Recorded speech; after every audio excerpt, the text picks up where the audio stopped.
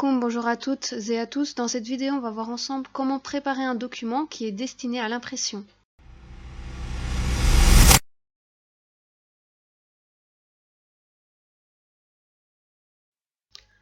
Donc nous allons voir ensemble comment préparer un fichier pour l'impression sous Illustrator. Donc ici, on va faire pour des cartes de visite. Donc pour commencer, je vais indiquer les dimensions de ce que je vais faire imprimer. Donc ici, j'ai mis le format standard pour des cartes de visite. Qui sont de 85 mm en largeur et 55 mm de hauteur. Donc bien faire attention ici que l'unité de mesure soit en millimètres. Si vous avez les dimensions en millimètres, ce sera soit en millimètres, soit en centimètres. Les pixels, c'est plus c'est pour le web. Donc ce qui est aussi très important de faire, c'est d'ajouter le fond perdu. Il y en a besoin pour tous les visuels à imprimer.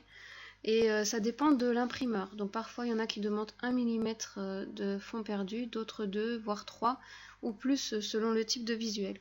Donc ici je vais mettre 2 mm de fond perdu. Donc vous voyez, il y a la même chose pour les 4, donc pour le haut, le bas, la gauche et la droite. Donc ensuite, donc ici peut-être que ça va être comme ça. Si c'est le cas, vous cliquez sur la petite flèche. Il faut bien que le mode soit en CMJN.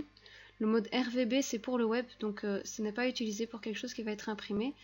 Et au niveau de la résolution, c'est en 300 ppp ou 300 dpi. Ici, on va faire comme si je voulais faire une carte de visite recto verso. Donc ici, Illustrator nous propose d'avoir plusieurs plans de travail. Donc ici, je vais en mettre 2. Voilà, donc j'ai bien mes 2 plans de travail, un pour le recto et l'autre pour le verso. On voit ici la ligne rouge qui délimite le fond perdu. Donc ce qui est ici, c'est quelque chose qui normalement n'apparaîtra pas sur le résultat final.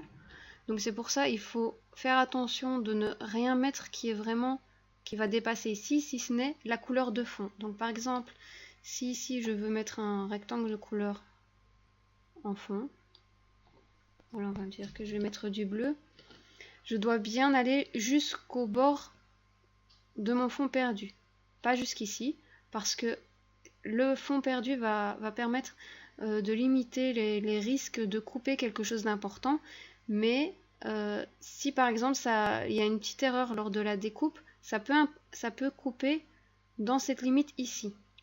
Donc ce qui fait que si ça dépasse un peu la limite et que tu as mis simplement jusque là, jusqu'au bord de ta carte de visite, eh bien tu vas avoir un espace blanc, ce qui va être pas très joli et pas très pro. Un petit conseil également, c'est que tout ce que tu vas mettre à l'intérieur de ta carte de visite, tu laisses un bord. Tu ne colles pas tes éléments, ton texte ou ton logo vraiment au bord ici, parce qu'on ne sait jamais, ça peut toujours être découpé et ça risque de faire un mauvais résultat. Donc on ne sait jamais, on laisse une marge avant de mettre des éléments de texte ou le logo, des éléments importants. Donc on va dire que j'ai terminé ma carte de visite. Je vais l'enregistrer maintenant. Donc je vais ici dans enregistrer sous. Et là, donc je vais choisir le fichier PDF. Je vais avoir une fenêtre qui s'ouvre. Donc ici, conserver les fonctions d'édition d'Illustrator, ce n'est pas spécialement nécessaire, donc on peut décocher. Donc voilà, après tu fais enregistrer en PDF. Donc là, ça t'indique une petite erreur comme quoi tu ne pourras pas modifier. Si tu veux pouvoir continuer à modifier le fichier PDF sous Illustrator, alors là, tu dois laisser cocher. Ensuite, on va voir avec un logiciel, si par exemple tu n'utilises pas Illustrator ou par exemple InDesign qui propose aussi le fond perdu, si tu veux utiliser Photoshop. Alors moi j'utilise Photoshop CS6, je ne sais pas si ça donne la possibilité des fonds perdus avec Photoshop CC. En tout cas pour Photoshop CS6 et les précédents, au niveau de... il ne propose pas comme dans Illustrator le fond perdu qu'on peut rajouter. Donc ce qu'il faut faire, c'est qu'il faut le rajouter aux dimensions. Donc par exemple ici, normalement j'ai 85 mm de largeur. Ici j'ai rajouté 3 mm de fond perdu. Donc ça veut dire que je dois rajouter 3 mm à gauche et à droite et en haut et en bas. Donc ça veut dire 6 mm que je dois rajouter dans la largeur et 6 mm que je dois rajouter dans la hauteur.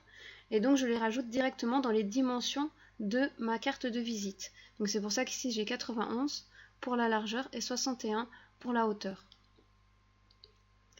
Quand je vais créer ici, forcément j'ai plus les repères qui vont me montrer où sont mes fonds perdus.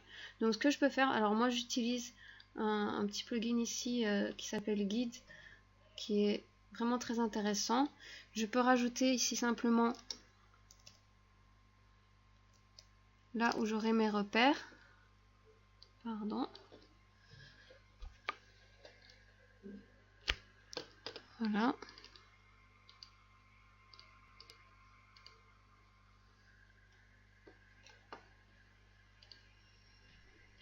Alors désolé, j'ai un petit problème de clavier, donc c'est un petit peu plus difficile. Ensuite, donc j'ai mis pardon, je recommence. J'ai mis ici la distance qu'il doit avoir pour mettre mes repères, pour créer une grille. Donc je mets créer la grille. Et voilà, ici j'ai mon fond perdu qui est apparu. Et donc c'est la même chose que sous Illustrator ici. Je ne dois rien mettre si ce n'est le fond qui va dépasser ici. Si tu n'as pas ce petit plugin, il est gratuit, donc tu peux le trouver sur internet facilement. Tu peux toujours aller dans nouveau repère, et là tu indiques la distance en mettant millimètres, c'est plus pratique pour les cartes de visite, surtout pour les fonds perdus, c'est en général en millimètres. Donc tu peux simplement ici indiquer l'endroit où tu vas mettre tes repères. Pour enregistrer, donc enregistrer sous. Et donc ici PDF,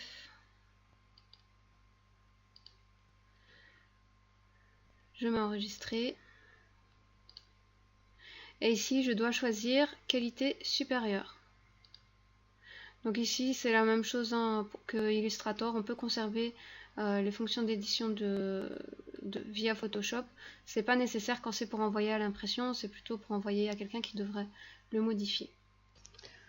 Tu peux retrouver les 9 secrets pour une carte de visite réussie sur le blog.